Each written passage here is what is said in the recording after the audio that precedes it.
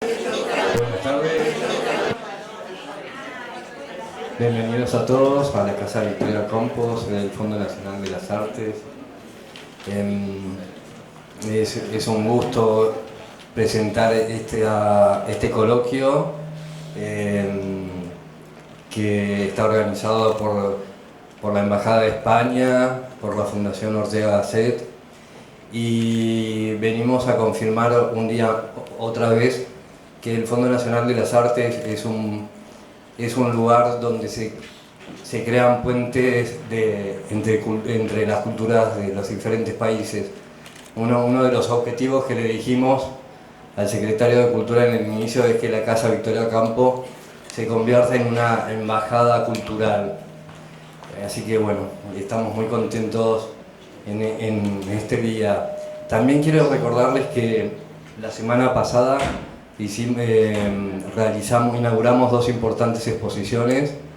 La primera es Resoluciones del FNA 1958-1962, curada por Roberto Amigo, y es un viaje a la historia del fondo, es un viaje a la génesis, al origen, a encontrarnos con nuestros progenitores y desde ahí autorreflexionarnos. La otra exposición, 15 escultoras para Victoria, 15 escultoras mujeres homenajeando a Victoria Ocampo, que también fue una de las primeras directoras del Fondo Nacional de las Artes y también una de las que pensó el fondo del inicio, y ese primer directorio tuvo como presidente a Juan Carlos Pinasco. Dirigió y administró el fondo durante 25 años, de 1958 a 1973. O sea, un cuarto de siglo le dedicaron estas personas a construir la identidad del fondo. Así que después del evento los invito a que puedan presenciar las muestras. Roberto, ¿continúas vos? Sí, yo continúo. Muchas gracias, presidente.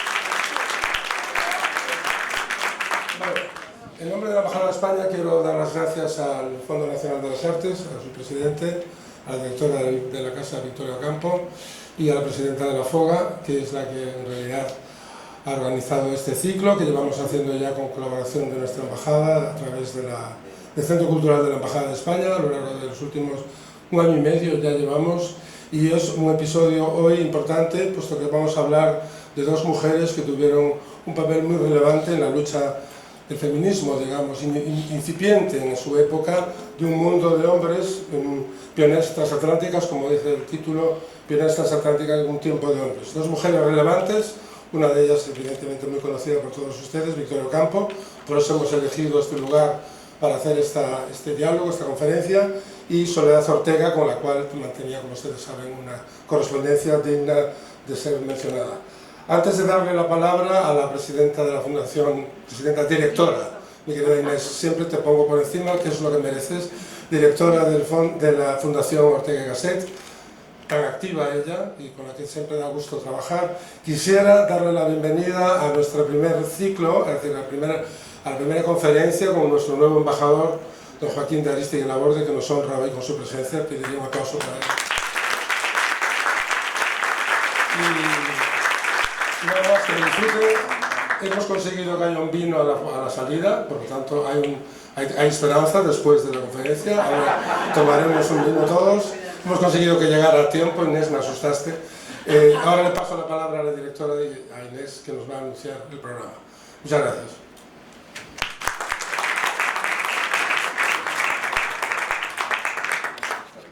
Me va a pasar de este lado, así hacemos compañía a Marta. Bueno, ante todo agradecer, por supuesto, al Fondo Nacional de las Artes, en su presidente Tulio Andreusi, y la directora de la casa, Inés Echevarne, que acogieron con gran decisión y entusiasmo, abrieron la casa para este encuentro que veníamos realizando en el Centro Cultural durante el año 2024. Junto con la Consejería de Cultura de la Embajada de España. La idea de este proyecto surgió con el propósito de rescatar y valorar a 8 mujeres, 4 españolas y 4 argentinas, que si bien pertenecían a un país o al otro, tuvieron incidencia en su propio país y en el otro, es decir, tuvieron incidencia en Argentina y en España a la vez, es decir, durante su mismo periodo de vida. Ya tuvimos 2 encuentros, uno fue sobre la pedagoga María de Maestu y el segundo encuentro fue sobre Elena Sancinena de Elizalde. Y bueno, esos ya son vídeos que están colgados de la web y se pueden ver.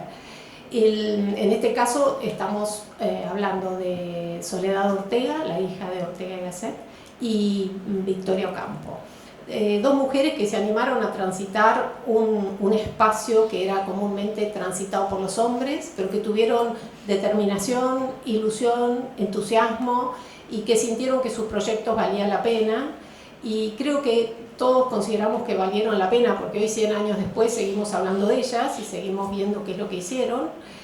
Y fueron adelantadas a su tiempo, pudieron tener proyectos, tener determinación e ir para adelante. Entonces creo que merecen ser rescatadas y valorizadas porque también son inspiradoras de las jóvenes generaciones.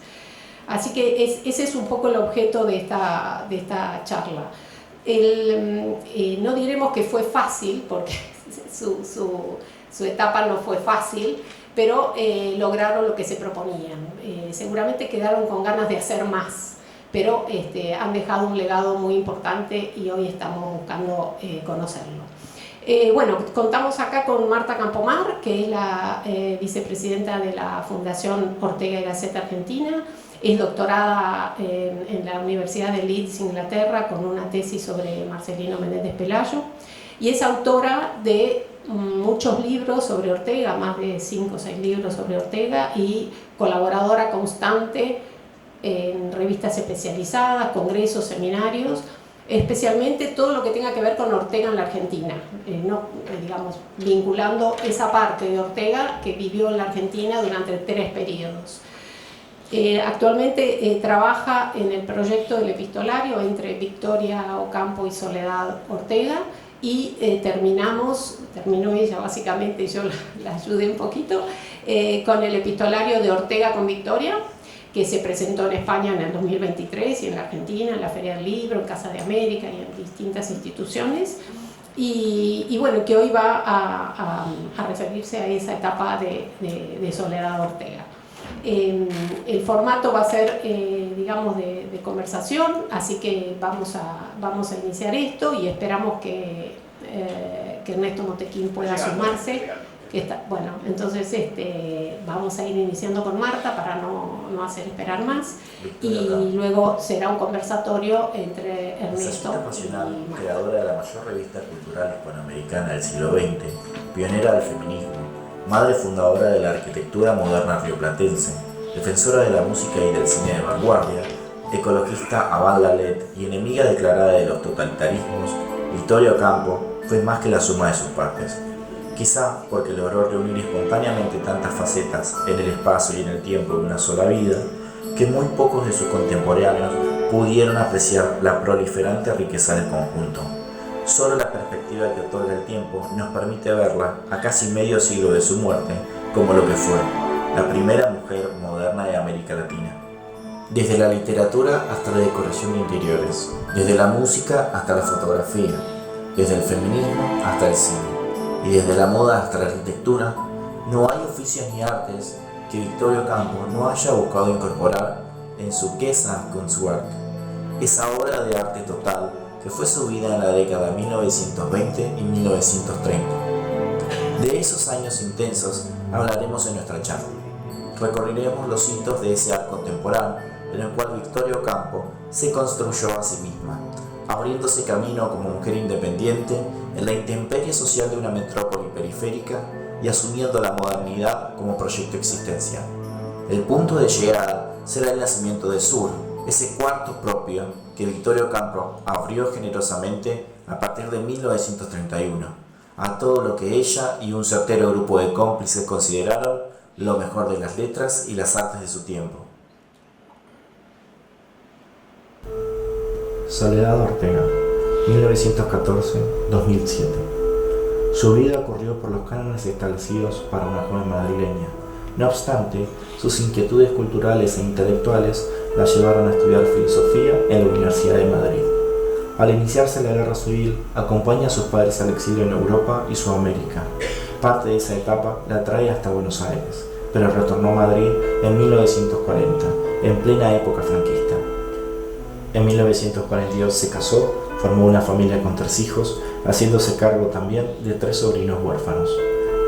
Como ama de casa y madre de familia, su vida se desarrolló dentro de los parámetros sociales y culturales de moralidad franquista. Sus ansias de conocimiento y acción las canalizó dentro de la Institución Libre de Enseñanza y la Residencia de Señoritas de María de Maeztu. Al fallecer su padre en 1955, sintió la necesidad de preservar su legado intelectual, convirtiéndose en la guardiana familiar de su rico acervo intelectual, bibliográfico y epistolar. Retomó entonces su compromiso con proyectos de promoción y desarrollo del conocimiento a través de distintos proyectos.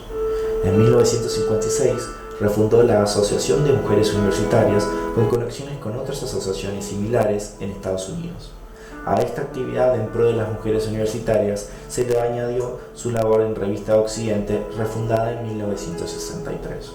En los años 70, una crisis editorial afectó a la familia Ortega e hizo tambalear la consolidación del patrimonio intelectual del filósofo.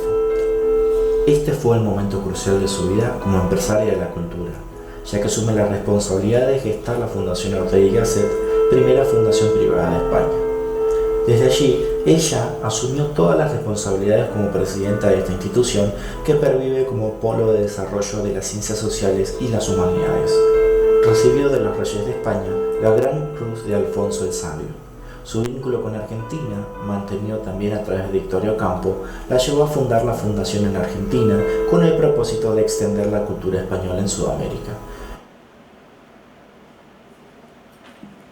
Bueno, estos 2 pequeños videos eran a modo de presentación de los personajes y de una mínima nota biográfica sobre cada una de ellas para que identifiquen también los rostros de cada una. Así que bueno, este conversatorio lo podríamos ir iniciando con vos, Marta, que estás aquí presente, y te doy la palabra, así ya... Ah, Ernesto, acá llegó. Distribución de disculpas, pero el tráfico fue infernal, vengo del sur, San Telmo, y realmente... Pasá, acercate nomás. Gracias. Estamos justo por empezar. Mil disculpas.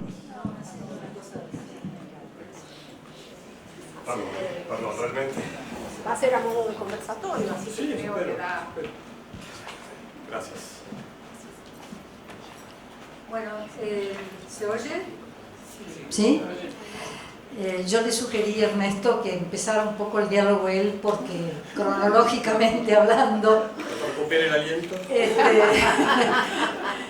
Cronológicamente hablando, Soledad y Victoria son de distintas generaciones. Una es la generación de Ortega, Victoria, y Soledad era la hija. Tanto es así que en una carta Victoria le dice a Soledad: podría ser mi hija.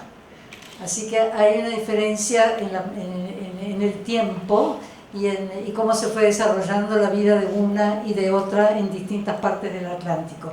Así que si recuperas, para que recuperes un poco el aliento, quisiera decir 2 cosas.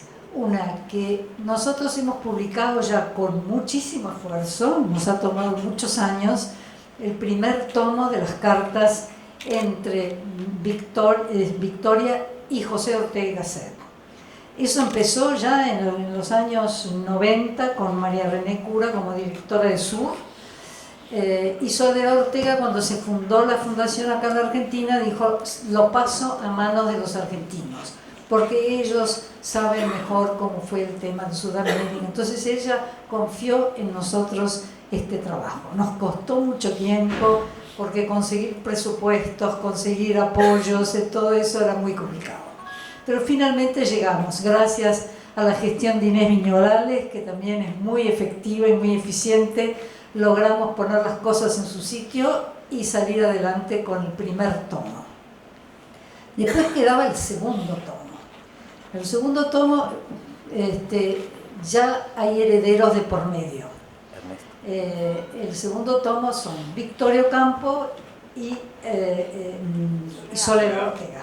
Los hijos de Soledad son los herederos reales de las cartas. Entonces ellos nos permitieron o nos dijeron, bueno, ya que ustedes han hecho el trabajo de compilar todo, poner notas, fue un trabajo enorme porque las cartas son variadísimas, logramos finalmente hacer todo el trabajo y Pepe Varela, que es el hijo de Soledad Ortega, el profesor Varela Ortega, dijo, las cartas de mi madre se publican en España.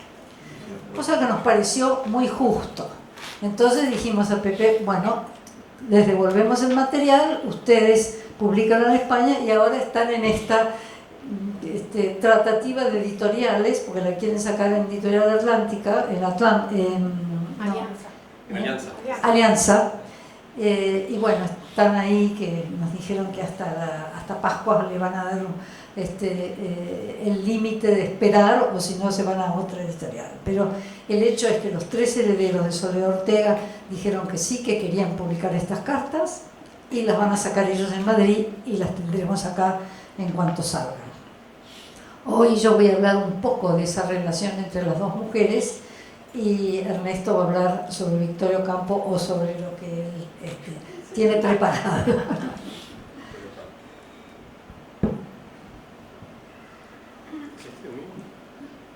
¿Es este? Hola.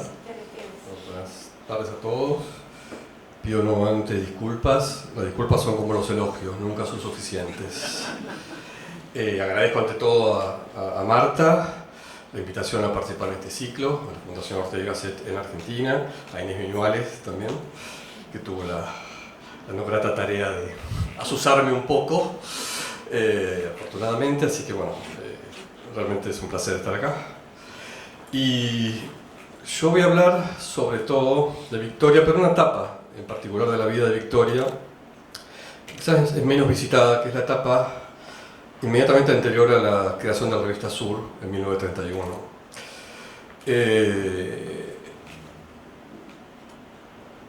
Porque me parece que en esa etapa, sobre todo en los años 20, a mediados de los años 20, después se acelera un proceso de construcción de algo que no existía en la Argentina, y yo me atrevería a decir en el ámbito hispanoamericano, y que tiene casi, a mi opinión, el estatuto de obra, que es la creación de la primera mujer moderna.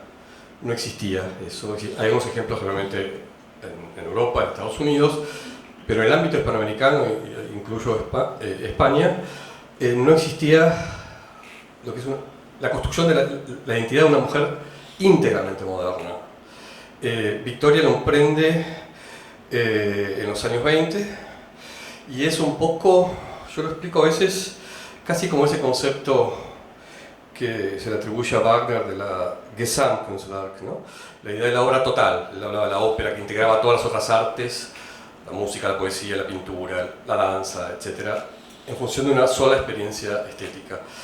Y Victoria lo hace de una manera no programática, es decir, no a la manera de una vanguardia que se traza un programa, sino más bien de una manera muy natural, muy espontánea incluso, intuitiva. Va construyendo su identidad de mujer moderna, yo creo, teniendo conciencia de que está abriendo ese camino, que está expandiendo, digamos, el horizonte de lo posible para una mujer de su clase y de su época. Esto tiene antecedentes en la vida de Victoria. Voy a hacer un muy breve repaso de su historia, de lo que sería su background, porque eso explica también muchas de las cosas que van a ocurrir después. Así que brevemente, Victoria, los Ocampo y los Aguirre, que es su familia materna, son familias muy tradicionales de Argentina, son lo que podríamos llamar el patriciado, es decir, la clase fundante, lo que en Estados Unidos es los Founding Fathers. Son un grupo de familias que ya eran ricas, influyentes en épocas de la colonia, que son finalmente el grupo de criollos que decide la independencia de España. O sea que ahí hay un fondo, digamos, que es muy interesante y que también se aplica a otras mujeres de las cuales después voy a hablar, que están alrededor de Victoria, que comparten esas características en la Argentina. Entonces, la generación de Victoria, la generación, diría yo, estoy hablando específicamente de las mujeres porque los hombres digamos, es un proceso completamente distinto por razones que todos conocen. Ese grupo de mujeres pertenecientes a, digamos, que sea el patriciado, o si un sector de la clase alta en esa época ninguna es totalmente homogénea, hay muchos matices, muchas diferencias. Esa clase que era liberal, anglófila, francófila, no demasiado ligada a la religión, fue a lo largo de varias generaciones emprendiendo un proceso de culturización.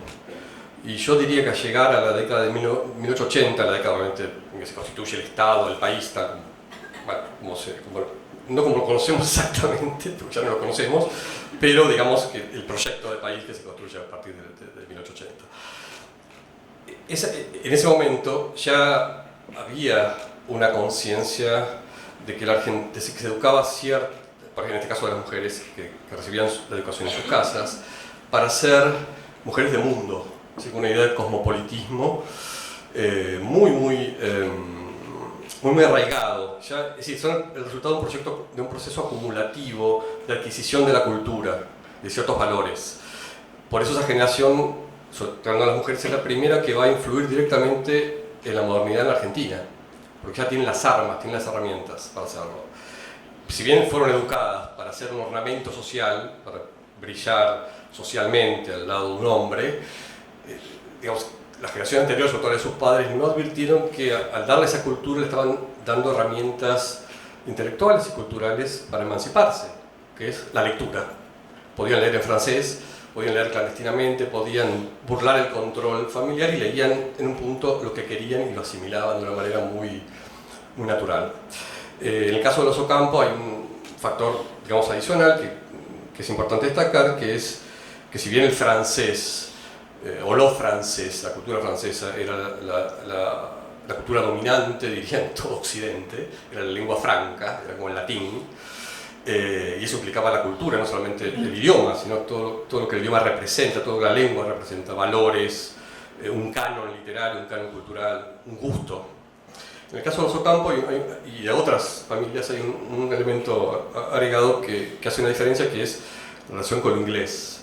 En la familia Ocampo hubo una gran influencia de Sarmiento. Ustedes saben que Sarmiento fue muy amigo del bisabuelo de Victoria. De hecho, el bisabuelo de Victoria fue administrador de los bienes personales de Sarmiento. Hay muchas historias de la familia sobre lo manirroto que era Sarmiento y cómo el bisabuelo de Victoria le sacaba plata de sus sueldos escondidas para que quedara algo, y con eso le pudo comprar la única casa que tuvo Sarmiento en Buenos Aires, que es ahora la casa de San Juan, la calle Sarmiento. Sarmiento, con su afición por Estados Unidos, ya lo sabemos, cambió un poco las cosas, pero también seguía primando a los franceses. Ustedes miran el Facundo, bueno, él cita por ejemplo a Shakespeare en francés, era muy común leer la literatura inglesa en francés.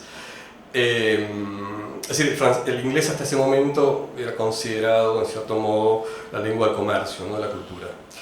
Los Ocampo, el padre de Victoria le hace leer, por ejemplo, Edgar Allan Poe en inglés. Los Ocampo leían Sherlock Holmes, leían ese tipo de cosas, a la par del francés. Y eso hace una diferencia, al igual que en muchas otras familias. Entonces, ese cosmopolitismo se va como volviendo una especie de sustancia vital para las hermanas. Por algo, por lo menos dieron dos de las mujeres más excepcionales que tuvo la Argentina. No eran las únicas, obviamente. Algunas otras familias primero hablaban alemán, en fin. Ahora bien, haciendo un salto en el tiempo, me parece que, bueno, aquí estamos con una imagen, hay hitos en la vida de Victoria que marcan ese camino hacia la construcción de la mujer moderna que va a ser en el último tramo de los años 20. Si tengo que fijar, digamos, postales, imágenes de esa transformación, bueno, esta es posterior, yo diría que, no, anterior, por favor, un poco anterior, la primera de todas. Victoria era muy consciente de su imagen, digamos, de la identidad y el peso, el poder que tenía su imagen, el efecto que producía. Por tanto, la manipulaba sin ninguna inocencia. Y esta creo que es una de las primeras imágenes de Victoria donde se puede poner la punta del compás a partir del cual se construye la Victoria moderna en los fines de los años 20 y comienzos de los 30. Victoria ustedes probablemente sepan que se casa en el fin del año 12 con Luis Bernardo Monaco de Estrada. Se casa un poco para salir de la familia, para tener ciertas libertades. Después descubre ya muy rápidamente en el viaje de luna de miel a Europa que su marido es un extraño, digamos, que pasó de una jaula a otra. Y en ese viaje, primer viaje a Europa, luna de miel, tiene un par de experiencias fundacionales, diría yo, con la modernidad. Una es precisamente en este año, el 13, en esta imagen, que parece vestida por Poiret, y en realidad descubrí por una carta que adaptó una estola y un vestido de su tía. Es la imagen de Victoria en 1930, en París, en el momento en que asiste a una de las primeras pruebas de fuego de la modernidad en el siglo XX, que es el estreno de La consagración de la primavera de Stravinsky con los ballets russes de Diaghilev, que fue un escándalo. Ella estuvo ahí, no conocía a nadie, fue legendaria porque, bueno, volaron las butacas, gritos, etc., ¿no? Esa fue una experiencia fundante en su concepción de la modernidad. Y paralelamente, para que ustedes sepan, en ese mismo viaje, a medida que se distancia de su marido, conoce a un primo de su marido, que es Julián Martínez, con el cual inicia una relación amorosa que va a durar hasta fines de los 30, quien lo va a acompañar un poco en todo este tránsito hacia la modernidad. O sea que este momento es, diría yo, el comienzo con algunas facetas preliminares, como por ejemplo cuando Victoria estudia en Buenos Aires unos años antes con una actriz francesa, Marguerite Moreno, que es una actriz francesa que se radicó en Buenos Aires al principio del siglo XX, que daba clases de declamación. Victoria logró que sus padres le permitieran asistir a esas clases. Que había venido con una compañía a Buenos Aires, pero era la viuda de Marcel Schwab, un escritor francés muy importante que fue muy influyente para Borges, por ejemplo. Y había conocido todo el ambiente simbolista, era amiga de Mallarmé, conoció a Valéry joven, etc. O sea que cuando ella viene a Buenos Aires, indudablemente Victoria y otras chicas que vienen a su academia reciben algo de ese mundo, digamos, de las vanguardias francesas de fin de siglo.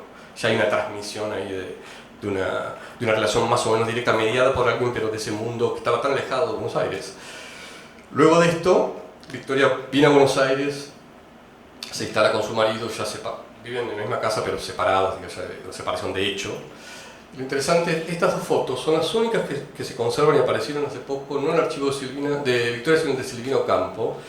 Van a vivir en una casa en la calle Tucumán, que le regala la tía abuela de Victoria, que era su madrina, donde Victoria decora y se ven los dos muebles chinos que compró en la casa de Madame de Lamballe en París en ese viaje del 13, que hoy está en Villocampo, ustedes probablemente lo reconozcan, es uno de sus armarios, y algunos elementos, sobre todo orientales, que se compra en esta casa. Es decir, es la primera puesta en escena de Victoria, la primera vez que usa la decoración de interiores, y la arquitectura, si bien la casa no la construyó ella, como un escenario.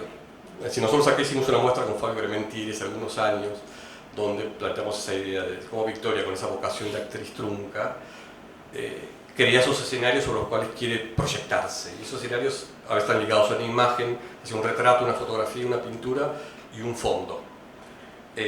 Como ustedes ven, la decoración anterior es muy distinta a la que va a tener Victoria después, es mucho más oscura, está llena de muebles de estilo, digamos, pintura que no era demasiado relevante, pero eso va a ser la casa donde Victoria va a vivir todo ese periodo. Esa es la casa que conoce Ortega, por ejemplo. Cuando en la primera visita de Ortega, en el 16, va a la casa que vimos antes, la calle Tucumán.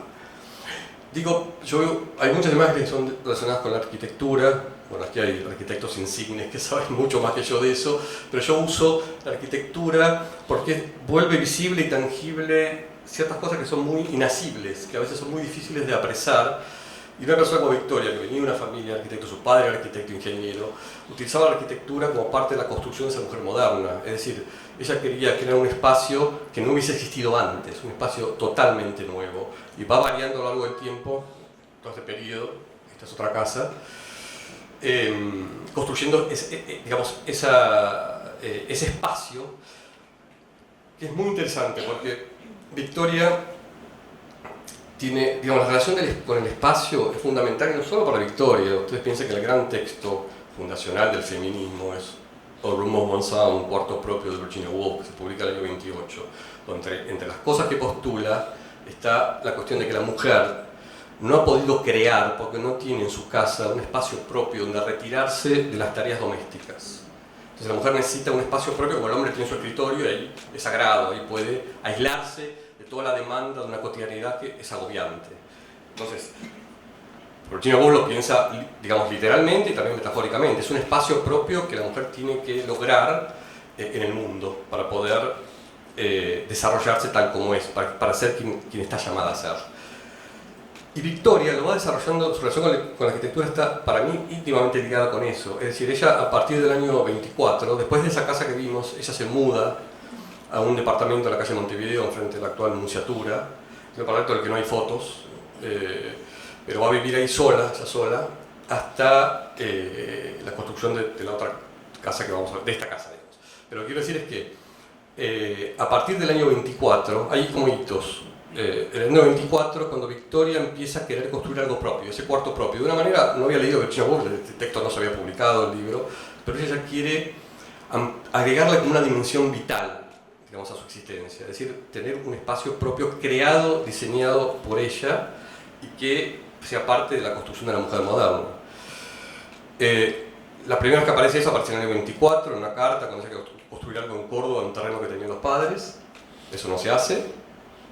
Y después decide construir esta casa, que es la casa cúbica en Mar del Plata, que la diseña ella y la construye Pedro Bottazzini, que era un constructor de la zona que construía galpones, caballerizas, etc. La diseña totalmente Victoria, y ustedes ven el contraste, este es el exterior, del año 27 exactamente, en comparación con la casa que tenía unos 12 años o 13 años antes. Ahí ya aparece la depuración, la luz, el blanco, los pocos muebles y elementos que van a ser una constante en la vida, digamos, en las casas de Victoria de ahí en adelante.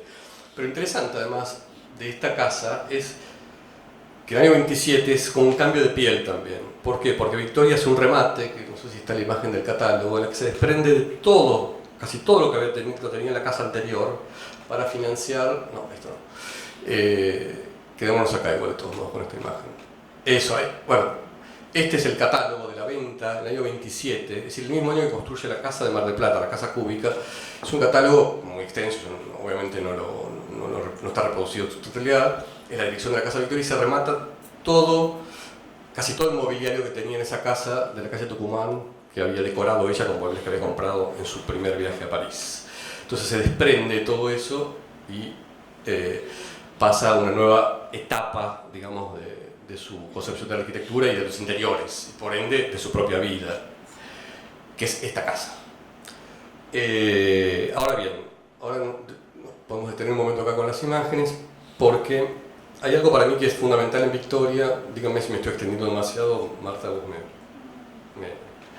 me cercenás, porque si bien es cierto que hay una voluntad, digamos, de modernidad y crear un espacio nuevo que no existe hasta ese momento, también es cierto que para mí eso será un momento muy especial en la vida de Victoria, donde confluye la fascinación con la estética del despojamiento, lo que ella traduce, digamos, de lo que está pasando en Europa, porque un dato fundamental y que a veces suele pasar por alto es que Victoria hace todo esto aquí, incluso esta casa, sin haber viajado a Europa. Es decir, ella viaja en el año 13 y no vuelve a viajar hasta fines del año 28 con esta casa ya en construcción. Entonces, toda la idea que ella se hace de la modernidad es a través de intermediarios, a través de publicaciones o de lo que contaban algunas amigas que hacían como de go-betweens, de mensajeras de esa modernidad, de las cuales vamos a hablar un poco después.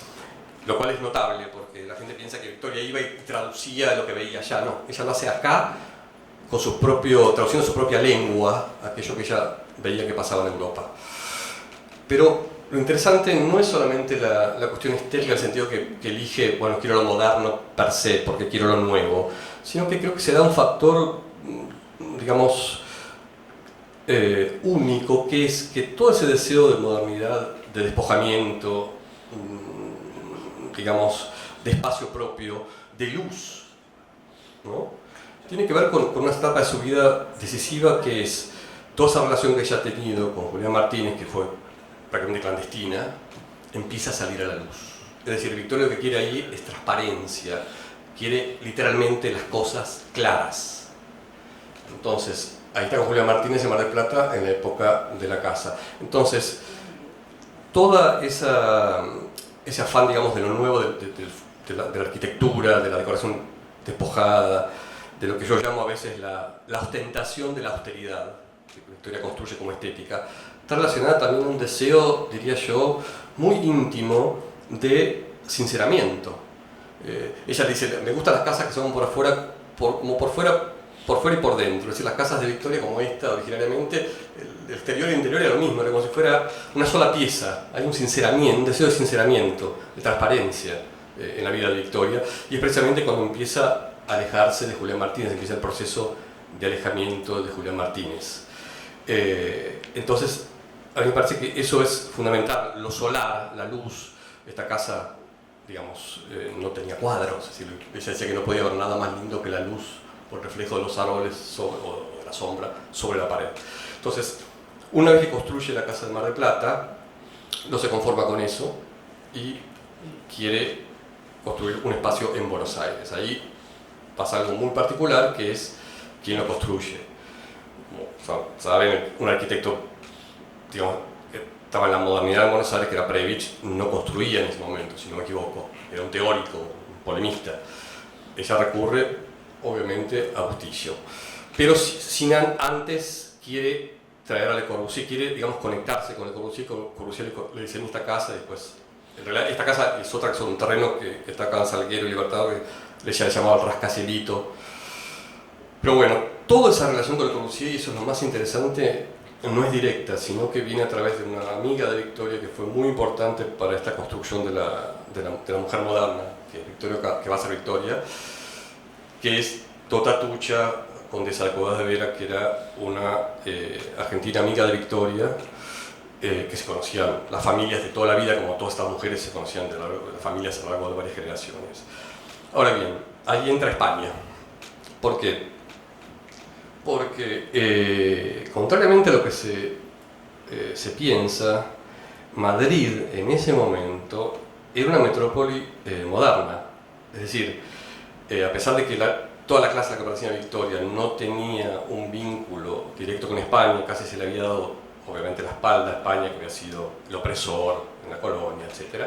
España en el siglo XIX, bueno, ya sabemos todo lo que rodeaba a España, no era, digamos, no había ningún interés cultural, ni técnico, ni un deseo de vincularse con España, como sí lo había con Francia, con Inglaterra, que eran los países avanzados, que habían progresado, habían tenido una cultura, una industria, en fin. Ahora bien, esta amiga de Victoria, Tota Tucha, se casa con un noble español, el conde Cuevas de Vera, en el año 16, se establece en Madrid y hace con una suerte de proceso como de polinización con Victoria y con otras amigas, que no era Victoria la única.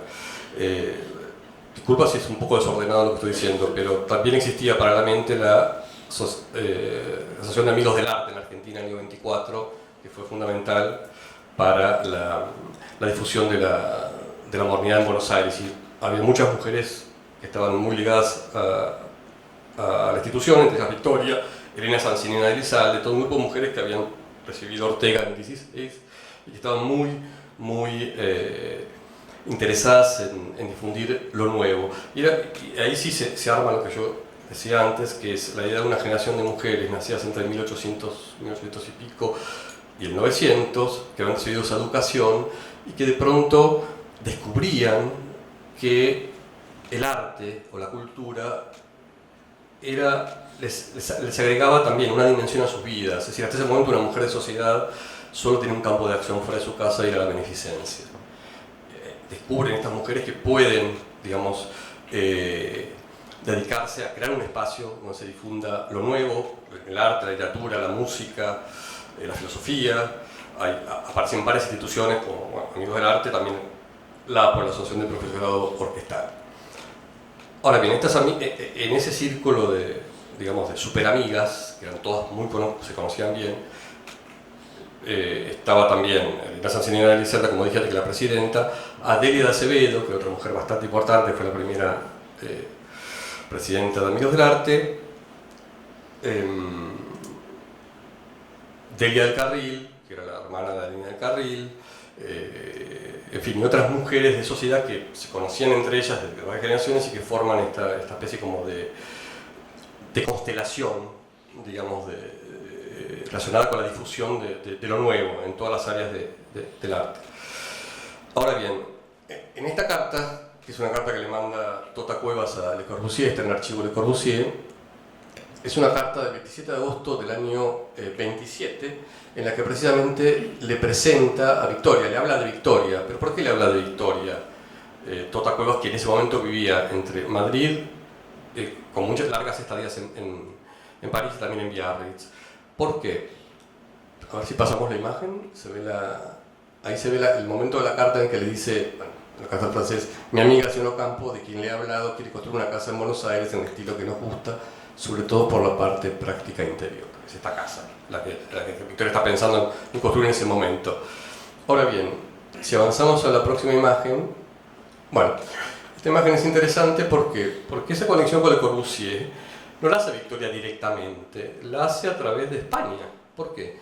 Porque en esta foto es Le Corbusier, se ve en el centro, con varias personas, y la mujer que está la primera hacia la derecha es precisamente Tota Atucha, porque Le Corbusier va a Madrid en el 28 a dar una serie de conferencias, invitado por la Sociedad de Cursos y Conferencias, que es una sociedad similar a Amigos del Arte, sobre todo muy ligada con Ortega y Gasset y la Revista de Occidente, pero que estaban desarrollando una tarea similar a la que acá hacía Amigos del Arte. Entonces ahí empieza a haber una suerte de red de vasos comunicantes entre Tota Cuevas, Victoria y otras mujeres españolas, como ahí está la condesa de Lleves, Carmen Muñoz de Rocatallada, la que está al lado de Totas, que son todas miembros activos de la Comisión Directiva de la Sociedad de Cursos y Conferencias en Madrid, y que van a invitar un montón de intelectuales, arquitectos, escritores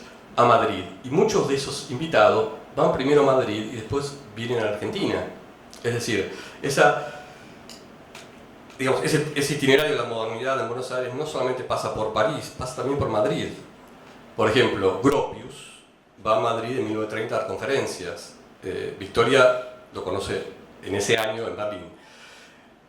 Pero ahí hay, digamos, una red de complicidades entre estas mujeres, entre las cuales, como decía, hay varias argentinas y otras españolas, que van a ser, de algún modo, quienes también la van a guiar a Victoria cuando Victoria vaya a París en el 28. Es decir, Victoria va en el 28 a París, en gran parte quiere conocer a Kaiserling, que era un filósofo alemán que ella quiere traer a Argentina, que lo leía devotamente, y lo conoce en París. Bueno, hay una escena donde conocen que, bueno, este hombre arremete con entusiasmo teutónico sobre Victoria lo rechaza, el distanciamiento. Sin embargo, él viene a la Argentina el año 29 a dar conferencias.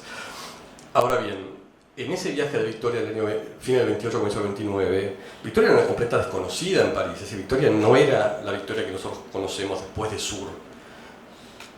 O sea que quien introduce a Victoria en el círculo, digamos, incluso de las vanguardias en París, son Tota Cuevas, otra amiga de Tota Cuevas, que es esa amiga de Victoria, que era Isabel Dato, la duquesa de Dato, que era una española cuyo padre había muerto, era jefe del Consejo de Ministros, me parece, y murió en un atentado anarquista, y Alfonso XIII le dio el título de duquesa a la madre y después lo trasladó a ella, que fue una de las primeras casas modernas en París. Victoria va ahí conoce a André La Rochelle, un escritor francés con el cual va a tener una relación bastante tormentosa.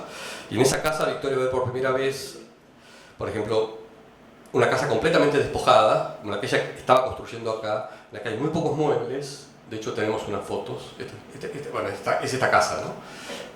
Hay un artículo donde se ven unas fotos de la casa de la duquesa de Dato, donde ella ve los primeros Miró colgados, un Dalí, muy pocos muebles, un espacio completamente despojado, de una pulcritud extrema.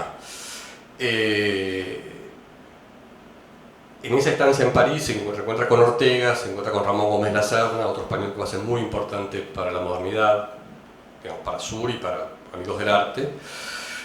Pero lo importante ahí es que Victoria entra en comunicación con todos estos españoles que estaban a su vez muy ligados con el surrealismo en París, con la modernidad y con Alemania. Y ahora es algo interesante si avanzamos. Esta es la casa, bueno, usted ha visto fotos, es la casa tal como decorada por Victoria en el año 29, tal como aparece en la revista Nuestra Arquitectura, ya con los muebles, incluso con el tapiz de Picasso, muebles que ya ella trae de Europa. Esta es la otra imagen icónica de Victoria por Man Ray en el año 29. Victoria ella se transforma en la mujer moderna, ya de una manera definitiva. Bueno, detengámonos acá. Ella es Tota Tucha, condesa de Cuevas de Vera, de quien hablaba antes, sobre la quien estamos preparando un libro, también fotografiada por Man Ray en 1934. En ese viaje Victoria también va a España, se encuentra con Ortega, conoce a todo este grupo de la revista de Occidente, que va a terminar como de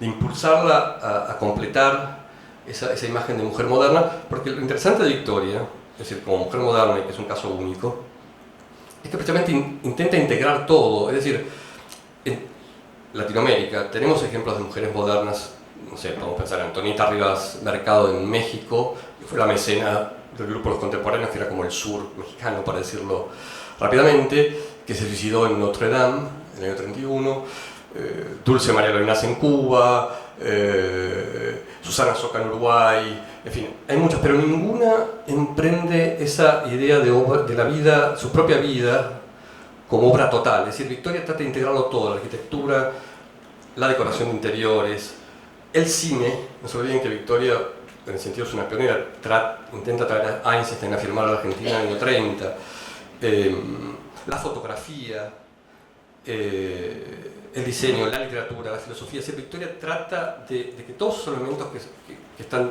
de alguna manera dispersos se integren de una manera orgánica en una sola persona, ella. Se construye de esa manera, y eso es lo que para mí le da algo totalmente único, porque no hay ninguna mujer en este ámbito, por lo menos que yo conozca, hispanoamericano, que haya aspirado a esa, digamos, obra total, con su propia vida, con su propia identidad, con su propio cuerpo, ¿no? Ya estoy terminando, no se desesperen. Todo esto va a conducir, obviamente, y muy rápidamente, a la creación de Sur. En definitiva, Victoria, después de esos viajes que empieza a hacer a Europa, bueno, aquí había puesto, pero es muy largo contarlos, es toda la... Bueno, no importa. Hay imágenes que requerirían demasiada explicación. Ustedes saben que en el año 29 viene el Corbusier a la Argentina, viene Osvaldo Frank, que es un escritor norteamericano, a dar conferencias sobre el arte norteamericano, quien va a impulsar a Victoria a crear Sur, diciendo que bueno, no había una revista en Argentina equivalente.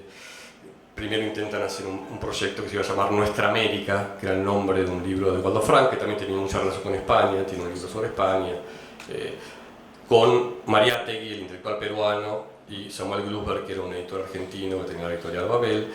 Y Victoria ahí cumplió un poco un rol más pasivo, y como él diría, ella iba a ser la Paganini del proyecto.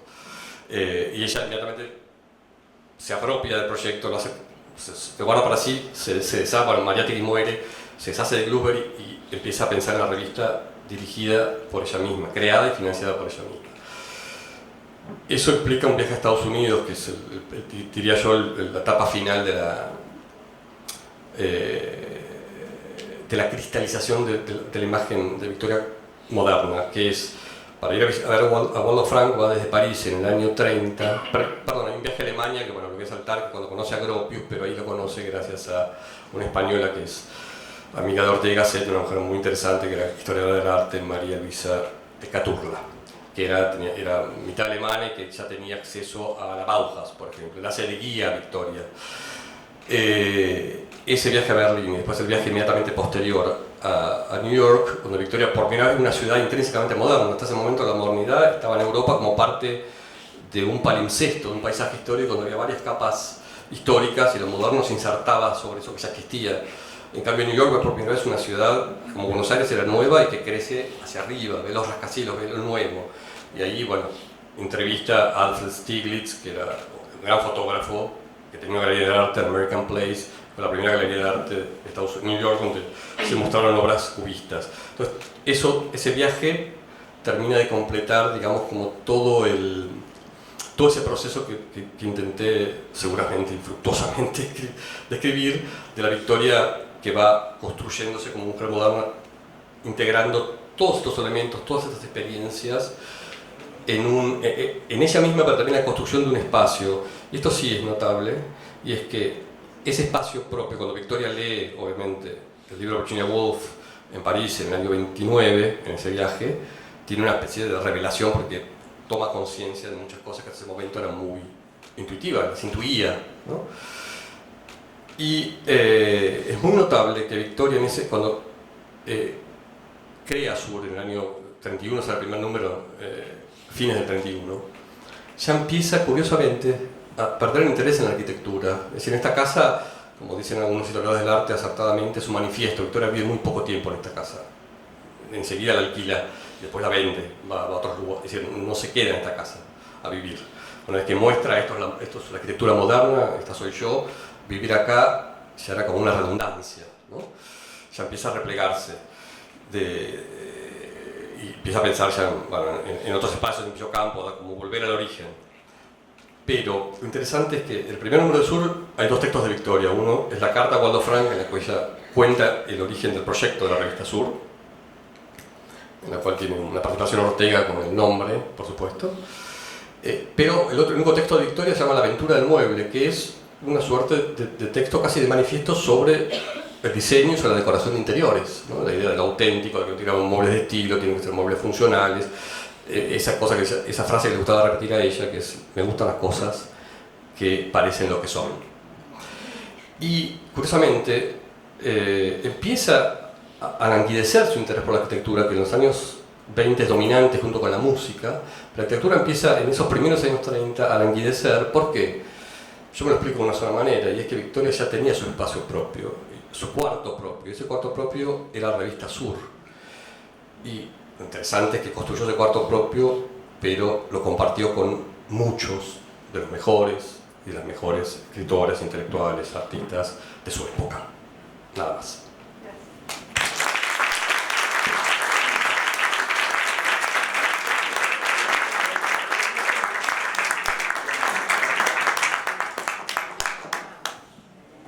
Bueno, después de este baño positivo de modernidad y de vitalidad, vamos a pasar a Soledad Ortega.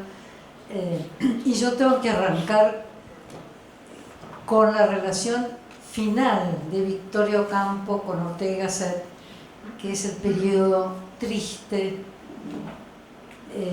pesado, complicado del exilio y la guerra civil.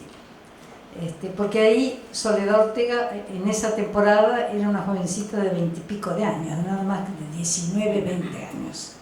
Entonces ahí empieza la relación. Ella sabía que su padre tenía una amiga que se llamaba Victoria Ocampo, pero no participaba socialmente en la vida de esta gran mujer porque era el predio de su padre. Entonces quería empezar un poco con el hecho de que Soledad vino a la Argentina. Soledad acompañó a sus padres en el exilio.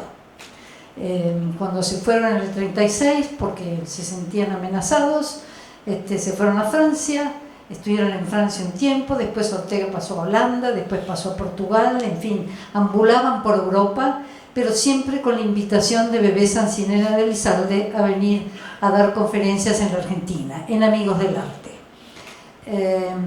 Y además de eso, Soledad era una adolescente que en fin, no tenía peso de decisión sobre lo que hacían sus padres durante el periodo del exilio. Entonces, digo esto porque cuando llegaron a la Argentina empezó la Segunda Guerra Mundial, además del exilio español. Ortega había perdido todo. Había perdido Revista de Occidente, había perdido toda su empresa editorial, vivía como muchos exiliados con muy poco dinero, hasta el punto que le tuvo que pedir prestado a Victorio Campo y a los amigos del arte que le enviaran dinero para poder sobrevivir en los primeros años de París, porque realmente se fueron además con una peseta devaluada, no valía nada, y la verdad es que no lograban, no era nada fácil encontrar cátedras universitarias tampoco, y todo el ambiente tenso entre republicanos y de un lado y del otro, y el hecho de que Ortega dijo: yo no me defino ni de un lado ni del otro, porque para mí esto es un drama que los españoles nos estemos matando los unos a los otros, ¿no? Entonces para él esa era la gran angustia y el gran peso. Y quiero decir acá una cosa muy curiosa.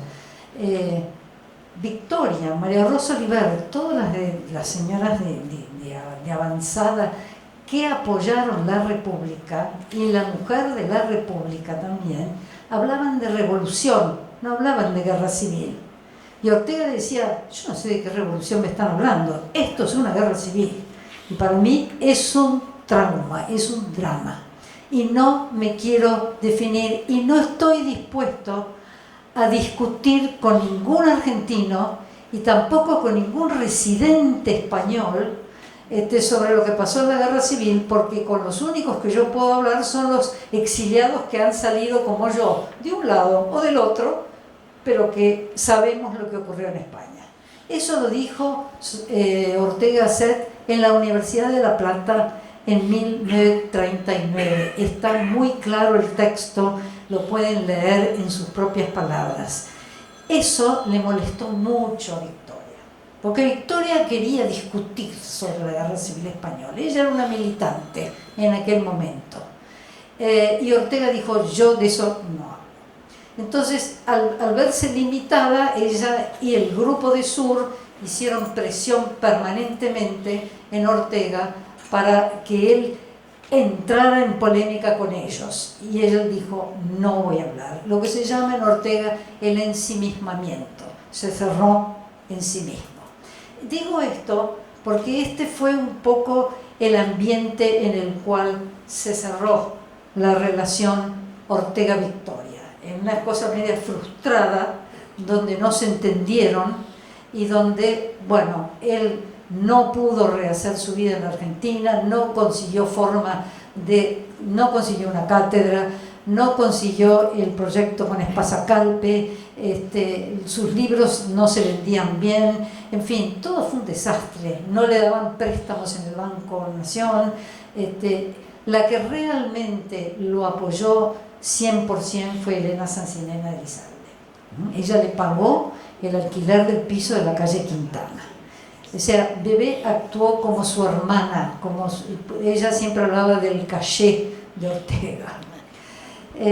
Pero Ortega no quería vivir de ese mendigaje o de otros, y decidió, en un momento cuando entró a Estados Unidos en la guerra, dice: yo me voy a quedar aislado de mis hijos y de mi familia, así que yo quiero volverme de vuelta a Europa. Pidió dinero prestado de vuelta, entre ellos se lo prestó el que después iba a ser el marido de Soledad Ortega, Varela Feijó, que andaba por aquí porque tiene familia en el Uruguay.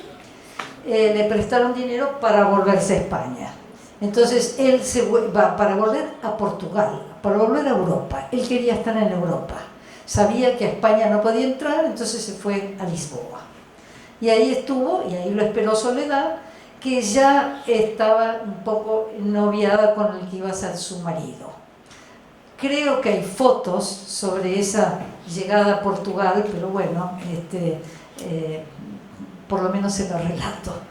Entonces, de ahí el matrimonio Ortega, que ya estaba cansado de dar vueltas por todas partes del mundo sin un hogar, sin dinero, con lo mínimo de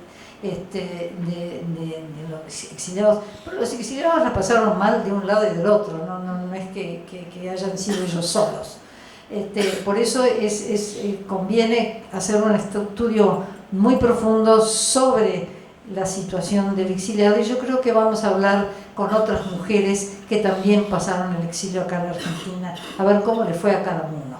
Pero en el caso de los Ortega fue muy difícil porque además Ortega ya estaba envejeciendo. Bueno, entonces Soledad acompañó a sus padres hasta que vinieron acá a la Argentina. Cuando ya bebé los protegió y los tenía dando conferencias en Amigos del Arte y publicando cosas de vuelta a la Nación, porque había roto relaciones con la Nación. En ese momento ella decide volver a Europa, porque tenían que rescatar de Francia a los dos abuelos que habían dejado ahí, a la abuela Chinchilla y al abuelo Spotorno. Ellos se los llevó de vuelta a Madrid y se quedó en Madrid. Entonces, cuando sus padres llegaron a Portugal, ella organizó todo lo del piso en Portugal y todo lo que iba a ser la vuelta de sus padres a Europa, no todavía a España. Entonces, bueno, después con el tiempo los Ortega pudieron entrar a España, lograron entrar a España, pero con un perfil bajo total. Mientras tanto, Soledad, que ya se había casado y empezaba a tener hijos, había inaugurado un aula nueva, me parece que se llamaba, donde daba clases de preparación para alumnos, porque tenían que buscar una forma de vivir, de subsistencia, y era muy difícil en la época franquista porque todas las ideas de Ortega, todo lo que significaba aquello, estaba muy mal visto. Entonces no les daban un espacio. Bueno, entonces Ortega, cuando vuelve a España, vuelve por el coto de Castilleja, que era una especie de coto de casa que tenía el marido de Soledad, Varela Feijó, y se quedó ahí un tiempito hasta que alquiló un piso en Montes 15 en Madrid y empezó a dar cursos en esa aula que Soledad había montado. Bueno, no tuvo, los cursos de Ortega no tuvieron demasiado éxito, era sobre Toynbee y la historia, y bueno, Ortega, que era muy pragmático, decidió cerrar las aulas en el año 50. Así siguieron las cosas. Entonces, ¿qué hizo Ortega? Se fue a Europa, daba conferencias en Holanda, daba conferencias en Alemania, daba conferencias en donde podía, y dejó su residencia en Portugal. En el año 55 muere Ortega, de repente, muy rápido, se va Ortega. Ahí es donde está el gran cambio de Soledad. Ella estaba casada teniendo hijos y protegiendo a estos sobrinos del marido que también vivían con ellos en Alfonso XII. Ella empieza a revisar las cartas de su padre y se encuentra con las cartas de Victorio Campo. Y se encuentra con cartas importantes de una mujer a su padre. Entonces, en el año 56 ella toma coraje y se dirige a Villocampo y le dice a Victoria: soy Soledad Ortega, usted de mí no se va a acordar porque yo era muy chica, qué sé yo, quiero ponerme en contacto con usted para intercambiar las cartas de mi padre y las suyas, a ver si juntamos el epistolario. Porque Soledad se había convertido en una verdadera archivera familiar. Ella había recogido todos los archivos de Ortega Munilla, del Imparcial, del diario madrileño El Imparcial. Ella era una mujer de los Campomanes, que también estaban relacionados con los Ortega. Ella era una persona, y finalmente también le llegaron las cartas de Benito Pérez Galdós, que era uno de los epistolarios más buscados por todos los hispanistas internacionales, que le llegó por Pérez de Ayala en una valija de cuero que se la entregaron a Soledad Ortega. Y ella empezó a armar todo este gran epistolario con la idea de publicarlo. Pero todavía no tenían revista de Occidente en marcha. Bueno, con mucho esfuerzo y con mucho tacto, el gobierno de Franco no le devolvió cátedras a Ortega, no le permitía publicaciones, no permitía nada, pero dejaron que los hijos, la segunda generación, retomara revistas de Occidente. Y eso fue muy importante para Soledad, le cambió la vida a Soledad. Entonces, dos cosas ocurrieron en la vida de Soledad ya, en camino a ser una gran empresaria. Primero, el contacto con Victoria y después la revista de Occidente en el año 63. Esto lo comenta Victoria Ocampo a sus hermanas cuando le cuenta que en el 62 se encuentra con Soledad Ortega en París. A Victoria le tomó 7 años pensar si iba a dar esas cartas o no, si se quería retomar la relación con los Ortega. Se lo pensó, pero finalmente dijo, bueno, la insistencia de Soledad hizo que se juntaran en París y se entendieron a las mil maravillas. Y ella dice, se lo cuenta a sus hermanas, he visto a Soledad, es igual a su padre, tiene la misma inteligencia, en fin, hace una descripción de lo que le pareció la primera impresión de Soledad. Pero Victoria dice, Soledad se merece algo mejor, porque me comentó que ella en el ambiente de Franco se asfixiaba.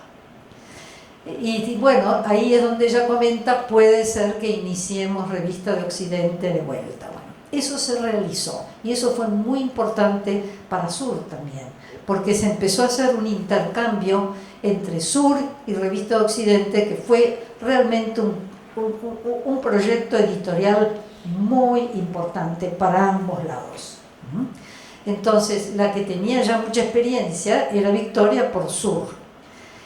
A todo esto, el cuarto propio, como dice Ernesto, Soledad, ya los chicos de Soledad estaban grandes, empezaban a ir a la universidad, Pepe se había ido a Oxford, Paloma estaba queriendo hacer algo en Estados Unidos.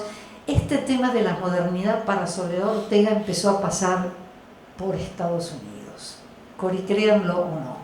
Ella empezó a ver la posibilidad, porque además una de sus sobrinas que ella había educado se casó con un profesor de Pensilvania, entonces había un pied-à-terre ya en Estados Unidos. Y además, Soledad había tenido una relación importante juvenil con un profesor que estaba en Berkeley, Fernández Montesinos, que era un especialista en novelas del siglo XIX y en literatura. Él había sido republicano, había tenido un breve noviazgo con él, que se rompió, pero ella volvió a retomar el contacto con Montesinos para que la ayude con el tema de Benito Pérez Galdós.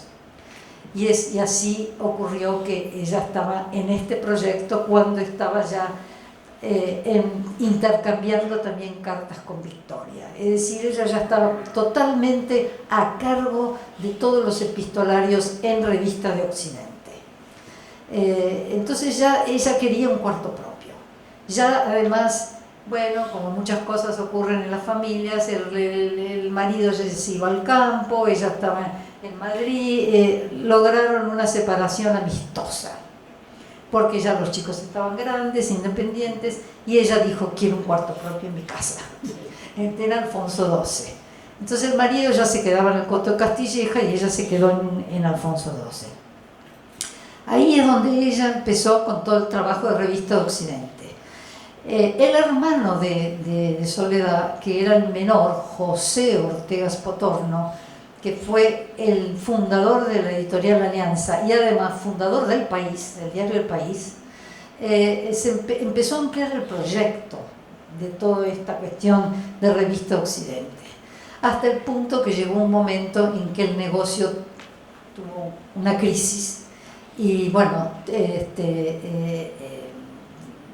Soledad padeció, se parecía como que se perdía toda la situación de la herencia de Ortega Gasset, de preservar la herencia de Ortega en España. Entonces, el hermano se retiró, Soledad se quedó a cargo de Revista Occidente, y vino a Luan Urquijo y le dijo, te damos la plata, pero te haces una fundación para preservar el patrimonio de tu padre. Y Revista de Occidente y todo lo demás. Entonces fue a la mujer, hay que decir, no a los dos. El varón mayor, el hermano mayor era médico y no quería entrar en esas cosas. Así que, pero bueno, José se retiró y Soledad Ortega se puso a la cabeza de un nuevo proyecto que era este de hacer una fundación, la primera fundación privada de España o de la época franquista. ¿Año? En el año 70 y pico, en los 70. Y eso se lo cuenta con pelos y señales, por eso les va a encantar el epistolario entre Victoria y Soledad, porque esa crisis se la cuenta con detalles a Victoria. Ya se conocían, eran amigas del alma y le contaba todo. Le contó lo que había pasado y le contó que realmente ella quería sacar a flote este proyecto. Bueno, y que Victoria iba a ser una de las principales en el proyecto. Victoria ya estaba muy venida abajo, ya estaba muy enferma, ya no se movía mucho, pero bueno, Soledad la animaba, todo el tiempo la animaba. Y bueno, finalmente se hizo la fundación con muchísimo esfuerzo. Soledad se puso a la cabeza de todo esto y poco a poco lo mandó a llamar a Pepito de Oxford y a sus amigos, entre los cuales estaba Ezequiel Gallo, había argentinos, Guido Di Tella también tuvo mucho que ver en todo esto, y así como hemos visto que a Soledad Ortega le entregaron el premio de la medalla de Alfonso XII de los Reyes de España, nuestro presidente Menem hizo lo mismo, con Di Tella de por medio, por supuesto. Le dieron una condecoración especial a Soledad Ortega por sus trabajos en la fundación, y así fueron impulsando el tema de la fundación de allá y de la fundación de acá, porque Soledad, en honor a Victoria Ocampo, quería hacer una fundación también acá. Ella no se consolaba de que fuera solamente allá, sino que tenía que ser en ambos lados. Ya Victoria en los años 70 estaba muy enferma, no se movía mucho, y cuando estaba Victoria por venir a verla, a Soledad venía a ver a Victoria, que ya no se movía, tuvo un problema con la vista, perdió la visión y no sé qué, bueno, tuvieron que hacerle lentillas, una operación, lo que sea, y no se animó a venir, y en medio de eso se muere Victoria. Entonces ella se quedó con esa angustia de que no se había podido despedir de Victoria como correspondía. Bueno, esto está todo en las cartas. Espero que cuando lleguen las cartas ustedes puedan leerlo en voz propia de las dos personalidades. Y de ahí en más, Soledad Ortega se puso a la cabeza de la fundación por unos años, hasta que nos llegó el momento. Yo estaba en Alfonso XII con ella, porque ella me pidió que por favor investigara sobre el pensamiento americano de su padre. Porque ella vino para un homenaje a Soledad Ortega y se quedó en mi casa, y yo le dije, yo soy sobrina nieta de Abelino Gutiérrez, que era el de la Fundación Cultural Española, que lo había traído Ortega. Entonces ella me dijo, por favor, necesitamos hacer algo sobre todo esto. Entonces nos pusimos en marcha todos juntos para hacer una investigación a fondo sobre su padre en Argentina. Ella me abrió todos los archivos y yo iba a Alfonso XII. Y en una de esas visitas a Alfonso XII, se murió un primo Gasset, y ella hizo su valija y se fue a la residencia de los franceses, una residencia para ancianos, que quedaba cerca de la Fundación Ortega, porque ella quería vigilar lo que estaba ocurriendo ahí. Así que bueno, la foto que ustedes vieron de Soledad con las obras completas, completísimas de su padre, que ya empezaron a hacer en la Fundación Ortega ya en los años 80, eso es ya cuando ella está en la residencia. Ella entregó a Garrigues Walker, otro de los presidentes fue Carlos Sotelo, una cantidad, pero ella siempre estaba vigilante, así, en el desarrollo de este gran proyecto, y se convirtió en una verdadera empresaria. De ser una ama de casa, pasó a ser una empresaria editorial importante y de una fundación importante como es hoy la Fundación Ortega y Gasset de España. Yo creo que nadie puede negar que hoy es Ortega Marañón, porque han juntado las letras y la ciencia. Esto es más o menos, no sé si en breve análisis o síntesis, lo que fue para Soledad, pero cada paso que tomaba Soledad era un paso hacia la modernidad para ella. Ella sabía que en la época, ella lo dijo, yo no hubiese podido hacer una fundación en nombre de mi padre si Franco no hubiese muerto. Así que todo eso se hizo durante la transición. Ella perteneció a 3 pasos: el exilio, el franquismo y la transición. Y en el franquismo ella también buscaba espacios para darle espacio a la mujer. Y entonces esa fundación que había hecho María de Maeztu y que también había sido presidenta de la misma fundación para las mujeres universitarias, Clara Campoamor, que ese es otro tema que dejamos para otro capítulo, porque es muy complicado lo que pasó con Clara Campoamor. Soledad en el año 53 decide rehacerlo y le dieron permiso, pero Soledad decía una cosa que es curioso. Ella decía, no, las mujeres nos arreglamos para conseguir cosas que los hombres no consiguen. Como diciendo, no nos consideraban tan importantes, pero nos dejaban entonces hacer lo nuestro. Y ella entonces refundó las mujeres universitarias y tomó contacto directo con mujeres norteamericanas. Es lo que le abrió las puertas, digamos, a la modernidad transnacional, a Soledad Ortega. Entonces ella, y además de lo de Galdós y de Berkeley y todo eso que existía y en Pensilvania y todo eso. Así que Soledad encontró una apertura ahí, y otra apertura importante para la fundación, que después fue para la nuestra también importante, fue la conexión de todos los españoles jóvenes que estudiaban con Raymond Carr en Oxford. Todo esto lo van a encontrar en las cartas. Ella le cuenta sobre Pepe Varela, Ezequiel Gallo, están todos ahí, Fusi, en fin, ahí hay un sector de hombres, y la mujer de Ezequiel Gallo, Francis Corro también. O sea, las mujeres también estaban activas en todo esto. Así que bueno, yo creo que va a ser muy interesante cuando lleguen las cartas. Vamos a tener a lo mejor otra reunión, otra presentación más extensa quizás para monitorear estas cartas, porque son cartas magníficamente bien escritas, y ahí van a ver el temple de Soledad Ortega, el temple castizo de ella. Y ahí yo creo que una de las cosas que yo le comentaba a Ernesto, que me gustaría ampliar más y que hay que hacer más estudios sobre el tema, es el tema del feminismo. No es blanco y negro, hay muchos matices dentro del feminismo, de las distintas mujeres que pensaban, de las clases sociales de donde viene cada una. Hay muchas cosas y otro gran silencio que hay para la investigación en el futuro, para los jóvenes, es el tema de qué pasó con el peronismo en el exilio, para los exiliados españoles. Ese es un tema del cual mucho no se habla, pero está y hay que buscarlo y hay que ver. Por ejemplo, Clara Campoamor estuvo hasta el 55, estuvo 17 años acá, vio todo el peronismo. La mujer de Alberti, Rafael Alberti, que vamos a tener una presentación más adelante. Hay un montón, pero hay un gran silencio sobre el tema, y yo creo que tenemos que tener el coraje de meternos y averiguar qué es lo que... Obviamente el exiliado va a cuidar su fuente de trabajo, que le costó mucho conseguir, y no va a querer problemas con el gobierno de turno, sea el que sea. Entonces eso se explica un poco los silencios, ¿no?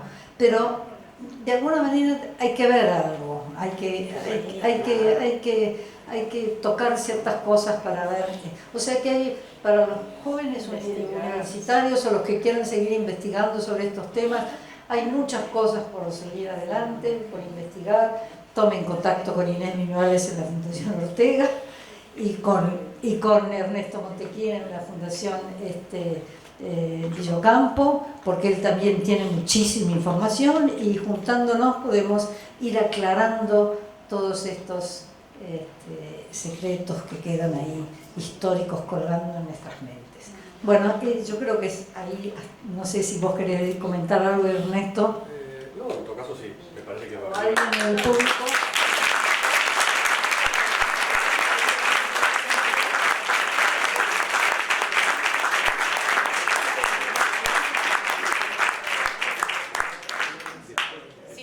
Les agradecemos mucho, la verdad que fueron dos visiones muy completas de las dos figuras que abordamos, que por supuesto darían para mucho más.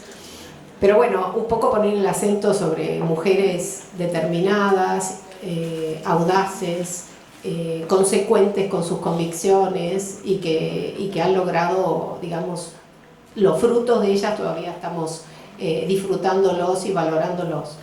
Yo creo que tenemos unos minutos, un ratito, para que alguien pueda hacer un comentario, una pregunta o que ustedes quieran compartir algo más, Marta y Ernesto.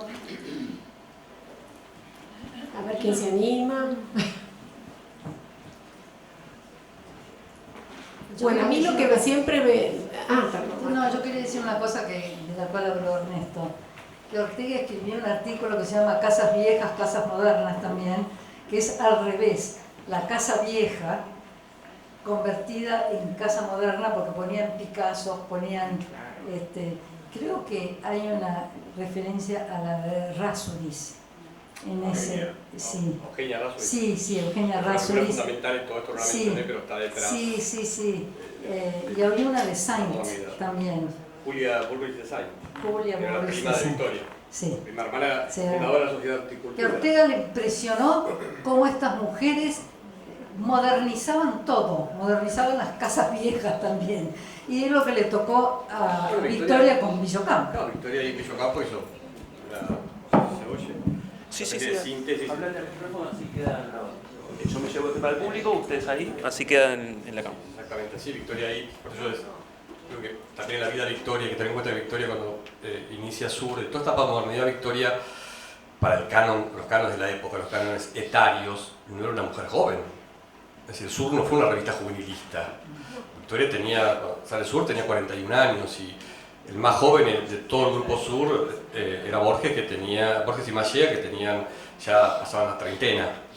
Entonces Victoria también, en todo esto que yo esbocé, de ese tránsito hacia la mujer moderna, esa construcción de la mujer moderna, es una Victoria que ya está en su madurez y que ya empieza a ver, bueno, cómo va a ser el resto de mi vida, dónde me voy a querenciar, cuál es el lugar definitivo, es decir, esa idea de morada que ya va a tener el resto de su vida, que es Villocampo. Y ella se reconcilia con el pasado y logra, de algún modo, en Villocampo, haciendo algunas alteraciones, sobre todo en la decoración, en fin, ciertas modificaciones sutiles pero definitivas, integrar esa modernidad, ese despojamiento con una casa construida en 1890, una casa que había diseñado el padre.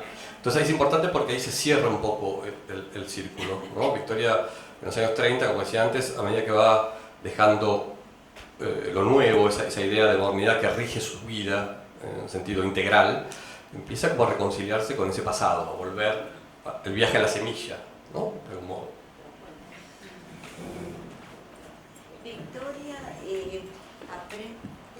Victoria asiste a colegios o más bien estudian en su casa, digamos. No, como dije muy atolotradamente, Victoria, como todas las niñas o las chicas de su clase, no estudiaban en la escuela, no se iba a la escuela. Es decir, la escuela nace, digamos, cuando nace el sistema de las maestras normales, la educación normal creada por Sarmiento, era exclusivamente para formar maestras, no la educación como un fin en sí mismo.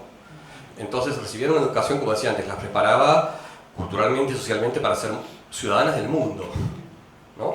Pero se educaban con institutrices en sus casas. Todas estas mujeres que, digamos, mencionamos antes, digamos, de María Rosa Oliver, Elena Sancinena de Elizalde, Adelaida Acevedo, todas las Ocampo, todas las hermanas Ocampo, se educaban en sus casas. Y lo interesante a veces cuando uno hace un estudio comparatístico de esas mujeres en esa época, de esa clase, con mujeres, por ejemplo, de una clase similar, con muchas diferencias, pero similar en la aspiración, si se quiere, a pertenecer al mundo, en Estados Unidos o en Europa, compartían las lecturas. Es decir, por eso Victoria se entendió tan rápidamente con un mundo, digamos, con otros, incluso con escritores franceses, porque compartían los mismos clásicos, habían leído los mismos clásicos. Victoria podía, y sus hermanas, Elena Sancinena, María Soler, podían citar a Racine, de Víctor Hugo, es decir, que era lo que se consideraba el canon de una persona culta. Entonces tenían como una suerte de comunicación con otras mujeres de una clase similar en distintas partes del mundo. Tenían una educación bastante similar, centrada, como decía yo antes, en la cultura francesa, con algunas, algunas influencias, en un caso totalmente inglesa, pero digo, esa educación no era solamente en Argentina, era en otros países de América y aún de Europa recibían en su clase una educación en su casa con institutrices, ¿no? Una pregunta, Ernesto. Sí. ¿Es cierto que gran parte de la correspondencia de... ¿Es cierto que gran parte de la correspondencia entre Victoria y Ortega era en francés? Bueno, creo que está más indicada para responder en Marta, pero sí, diría yo que la correspondencia con Ortega era en francés, pero sí diría que la correspondencia de Victoria en general solía ser en francés, o podía pasar en una misma carta del español al francés y a veces al inglés, mezclar, porque hay que tener en cuenta que para Argentina, justamente para Victoria y su grupo, el español no se imaginaban escribir. El español era una lengua utilitaria, funcional, para todos los días, para hablar en casa, pero no tenía ningún modelo de estilo. Es decir, Argentina era un país de menos de un siglo, no había clásicos, no había modelos de lengua a lo que se aspirara. Incluso lo singular de Argentina es que uno de los primeros modelos de estilo literario, de buena escritura, es de un francés, que es Paul Groussac. Entonces, incluso Sarmiento no era un estilista, no escribía técnicamente bien, escribía, bueno, sabemos que Sarmiento era una fuerza de la naturaleza, quiero decir, excedía cualquier idea de estilo, no era un escritor que buscara un efecto estético. Pero incluso Larreta, no mencioné a Larreta, pero es otra figura interesante que se relaciona con España pasada también por París. Pero Larreta, cuando escribes La Gloria de Don Ramiro, en 1910, no, en el 8 se publica, perdón, en un español inventado, con un español supuestamente del Renacimiento, porque transcurre durante el reinado de Felipe II, lo escribe a golpes de diccionario, ¿no? Entonces no había un modelo de estilo de lengua en español. Y sí el francés, para estas chicas, para las Ocampo, naturalmente cuando tenían que escribir la expresión escrita era francés, con todo lo que tiene el francés de cartesiano, de racional, de estricto, y con un montón de imágenes y de ejemplos y de alusiones. Cuando uno lee las cartas de Victoria francesa o escribe con un escritor o con una amiga, está lleno de como pequeños saludos, como alusiones al pasar a un clásico, a una frase, a un poema, a una obra de teatro. Pero cuando uno edita las cartas de Victoria, empieza a desplegar, está todo encriptado, ¿no? La comunicación ya escrita en esa época era muy singular, epistolar, porque muchas veces se dan cosas por sentadas que el destinatario o la destinataria sabe, y se aluden, no necesita nombrarlas. Pero en el caso de Victoria y de muchos escritores, hay ahí un juego de referencias literarias de los clásicos franceses que los conocían a la perfección. Entonces, la idea de la literatura y de la escritura para Victoria era, y para ese grupo era francés, hasta que conocen a Ortega. Es decir, cuando Ortega viene en el 16 a Buenos Aires a dar conferencias, ojo, lo oyen hablar a Ortega. Es decir, el deslumbramiento es por la oralidad de Ortega, en primer lugar. Cómo Ortega se expresaba. Victoria queda deslumbrada y dice, no pensé que el español pudiera ser tan rico. Entonces ahí cambia un poco Victoria, lo que pasa es que sigue escribiendo en francés, porque ella, hasta digamos, los años 40, el impulso era escribir en francés, después ella misma se traducía, pero al comienzo, en las primeras, por ejemplo, de Francesca Beatrice, es el primer libro que publica Victoria en el 24, que es una especie de ensayo sobre la Divina Comedia de Dante, lo escribe en francés y lo traduce un gran traductor español, que es una figura importantísima para la relación entre Sur y España, que es Ricardo Baeza. Entonces, todo ese primer periodo Victoria escribe en francés, se traduce incluso al primer artículo publicado por Victoria en su vida, que es Babel, lo publica La Nación, en 1920, se publica en francés. La Nación en esa época publicaba textos en francés, se consideraba que cualquier persona medianamente culta, leía en francés, y no era, me parece a mí también una cuestión estrictamente clasista. Hay mucha gente que se educaba en la educación pública argentina y aprendía en francés porque se consideraba que toda persona culta podía leer en francés. Entonces, en ese sentido era un fenómeno que, bueno, pues se fue erosionando, ¿no? Pero Victoria, incluso el español que ya después, en el cual empieza a escribir ya en los años directamente, digo, empieza a publicar sin la mediación del francés, es un español muy, a mí me resulta muy rico, muy coloquial, muy llano. Ahí sí uno puede entender que hay un linaje con alguien como Mansilla, por ejemplo, algunos escritores del siglo XIX que escribían un estilo muy, en español replatense, muy apagado, muy llano, ¿no? Pero cuando Victoria empieza a escribir de francés y las cartas, es notable eso, cómo pasa, ¿no?, de una lengua a otra con total naturalidad. Sí, lo que pasa es que yo creo que hay algo más profundo en todo esto. Porque, y lo dice Ortega, lo dice Ortega, se lo dice al presidente Ortiz. Cuando yo vine no se leía un libro en español. No había libro. Entonces, ¿qué pasó? Había como una especie, esto también viene, es muy complicado, es muy complejo de describir, pero el peso de la leyenda negra, de la decadencia de España, del atraso de España, de todo eso, y yo creo que esto también afectó a Portugal, porque si pensamos que los dos países, las dos culturas de Hispanoamérica eran español y portugués, no existían. Cuando hablaban de Europa hablaban de Inglaterra, Francia, puede ser un poco de Italia, Alemania, y se reducía a eso, ¿no? España y Portugal quedaban fuera. Entonces ahí se generó no solo un problema de identidad muy grueso, de problemas con las colectividades españolas, sobre todo. La cultural española intentó revertir eso. Avelino Gutiérrez trajo todos los científicos y pensadores de Europa y de España, y la condición sine qua non de Avelino Gutiérrez era: la ciencia se da en español. Nada de ponerla en francés, en alemán, porque además iban a los congresos y no te permitían el español. Era una lengua que estaba fuera de la ciencia. Entonces, fue con el premio Nobel de Cajal, se hizo un esfuerzo enorme en España para revertir eso, y lo lograron, en cierta manera, para hacer ciencia en España, en español. Hoy es normal. Pero en aquel entonces costaba.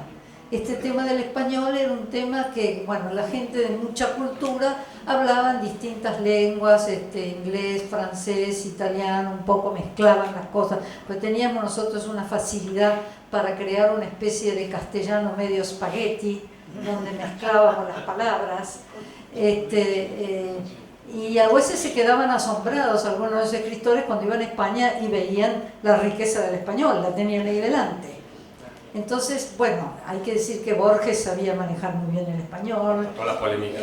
Sabía el inglés también, es decir, teníamos gente culta que sabía poner las cosas en su sitio, pero había esa tendencia a que todo lo español no estaba a la altura del resto de Europa. No sé si me explico, pero va muy lejos atrás, eso es una cosa de hispanistas también. Pero también había, acotando, una relación también con el italiano que era bastante compleja.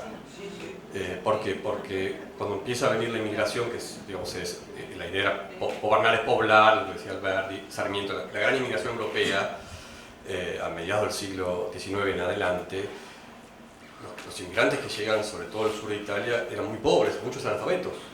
Entonces hay una reacción de un sector de la sociedad, no de todo, de la clase dirigente, que empieza a ser higienista. Es la idea, se hablaba de la turba inmigratoria, es decir, vienen a pervertir el zar nacional. Whatever that may mean, como se en inglés, no existía el zar nacional, pero hay una reacción de un grupo de la sociedad que sí se reconecta con España de otra manera, diciendo, bueno, nuestra esencia está en España, hay que recuperar España, viene el día de la raza, el hispanismo, etc. Y tiene muchas manifestaciones todo eso que van, por ejemplo, al estilo neocolonial. El estilo neocolonial, España parte de esa reacción, en el sentido que se trata de poner un estilo neocolonial en Buenos Aires que en realidad tenía más que ver con Arequipa, es decir, con un virreinato como el Alto Perú, que no Buenos Aires, que era en un lodazal. Esto era un virreinato pobrísimo. Acá era, digamos, algo, de todo punto de vista, un virreinato mucho menor, fundado para detener el avance de Brasil, de Portugal, en realidad. Entonces, ahí se crea, hay un grupo, un sector, digamos, de la clase dirigente de la época que sí se reconecta con España, pero ahí, claro, con la religión, por ejemplo. Es decir, es un fenómeno bastante complejo y muy interesante porque tiene diferentes facetas y se ve de distinta manera. Una faceta es, en mi interpretación, el estilo neocolonial, el estilo de Larreta, por ejemplo, como digo antes, que era buscando una esencia española que era artificial, era una España que no existía, escribía una lengua que era un artificio, ¿no? Y eso en parte es la idea de defender una esencia hispánica, es decir, restaurar la relación con España como la idea de la madre patria. No olvidemos, yo siempre cito el ejemplo, que el himno nacional argentino hasta 1910 tenía estrofas muy injuriosas a España, que la comunidad española le pide que la saquen. Es decir, la reconciliación con España, creo yo, viene cuando España ya deja de ser un imperio. Cuando pierden Cuba, pierden las Filipinas, y España ya viene en el 10, viene la Infanta, bueno, hay una suerte de pacificación, creo yo. Ernesto, yo quería que cuentes la anécdota de Victoria Moderna con el Cábana. Bueno, ¿cómo no? Era un poco lo que yo traté de decir con relación con la modernidad de Victoria, de buscar, digamos, la arquitectura nueva. Ese viaje a New York en el año 30, uno de los elementos que más le impresiona en New York, además de esos interesantes, por ejemplo, la cultura afroamericana, lo que se llama el Harlem Renaissance, que era toda una cultura afroamericana en New York con el jazz, el gospel. Victoria queda fascinada con todo eso. Va a ver a Duke Ellington, va a ver una iglesia con Eisenstein a oír el gospel, pero uno de los elementos que más la fascina son los rascacielos. Es decir, era algo que no se podía ver en Europa. Es decir, ahora es muy difícil a veces con Victoria y con toda esta cuestión de la modernidad ver lo que significaba eso con una mirada limpia. Nosotros vimos tanto, lo tenemos tan asimilado, que no nos parece algo nuevo, pero hay que ver lo que era ir a New York en el año 30 y ver una ciudad que crecía hacia arriba, que no podía crecer hacia los costados porque es una isla, entonces solo podía crecer hacia arriba. Entonces Victoria ahí tiene una especie de ornamento. De hecho, hay una descripción que se cita en el libro de Marcelo, que ve como si fueran animales. La descripción que hace Victoria en una carta a su hermana cuando va en el barco llegando a New York, dice como animales prehistóricos, es como un paisaje fantástico de esos edificios del skyline. Y tiempo después, era hacia el 35 o 37, ¿no? Cuando empieza la construcción del Cábana, que ella estaba viviendo en ese momento, hay que decirlo, no en esta casa, estaba alquilado el secretario de la Embajada de Estados Unidos, sino en un departamento de la calle Quintana al 900, hoy Le Bene, que es el tramo que está después del cementerio de Recoleta. Ahí vivió Victoria. Se entera de que se está construyendo el Cábana y hay un testimonio que es una carta que ella le manda a Mariano Soliver, que estaba en Buenos Aires. Victoria estaba en Europa, diciéndole que hable con los administradores de Cora Cábana porque ella quiere un piso alto, ¿no? Finalmente eso no ocurre. Pero sí tuvo ese impulso. Casi diría yo que fuera de Villocampo como el último, digamos, el último impulso, el último intento de Victoria de relacionar la arquitectura moderna con su vida.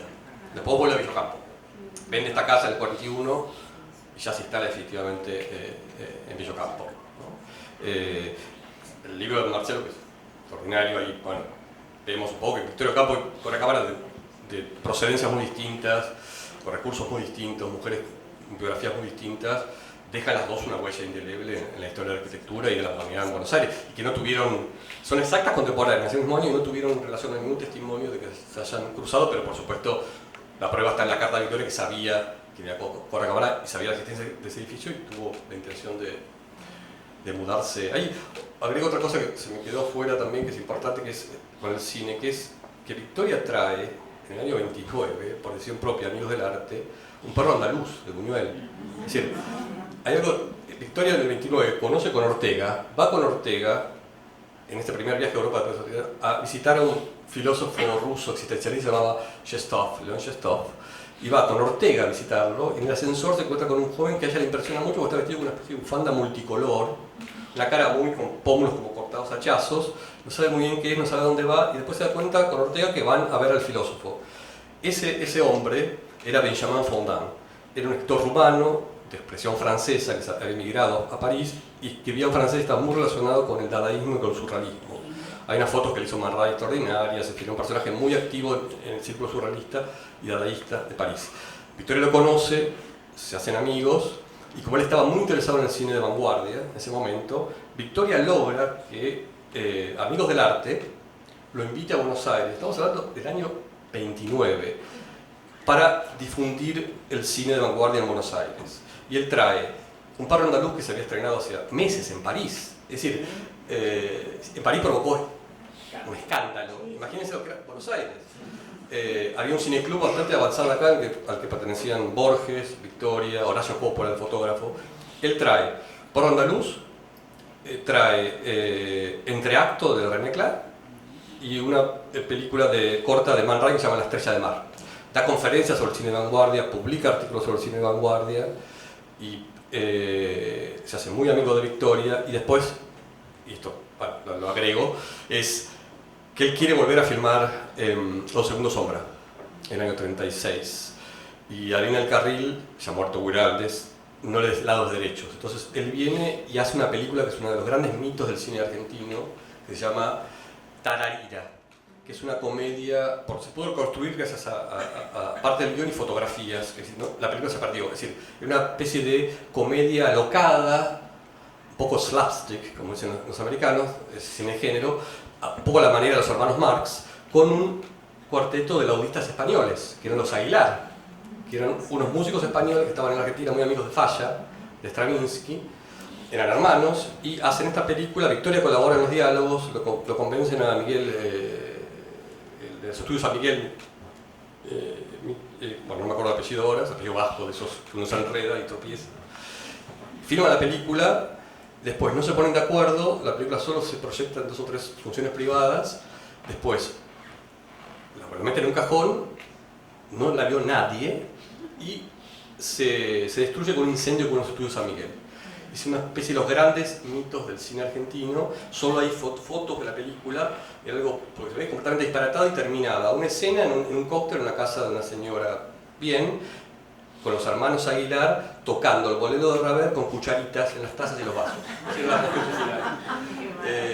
Y lo terrible de Benjamin Fondin, que estuvo en el año 36, vuelve a París, él era judío romano, vuelve a París, Victoria lo vuelve a ver por última vez en el 39, en vísperas de la Segunda Guerra. Cuando Victoria lo va a ver, él le dice, lo lleva a la casa y dice, espera un momento, sube a su casa y baja con un paquete. Y dice, ¿qué es esto? Dice, Victoria, ¿qué es esto? Son mis manuscritos. Llévelos a Buenos Aires porque acá va a pasar algo terrible.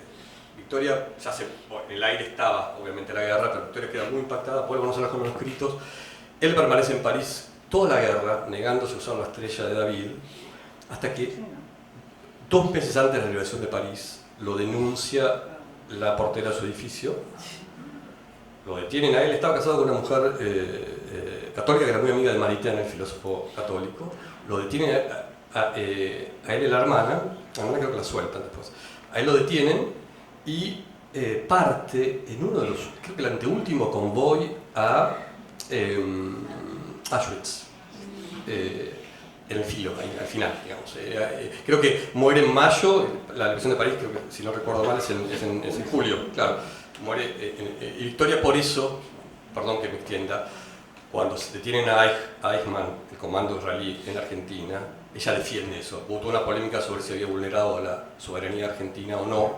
Y Victoria dice, en nombre de mis amigos muertos, uno era, dice, en nombre de Ana Frank, en nombre de Benjamin Fondin y en nombre de otro crítico que se llamaba Benjamin Remieux, que estuvo acá varias veces, fue amigo de Victoria, que también murió en un campo de concentración. Dice, ella dice, bueno, por estos amigos yo defiendo lo que se hizo, ¿no? El secuestro y el juzgamiento y la condena de Eichmann.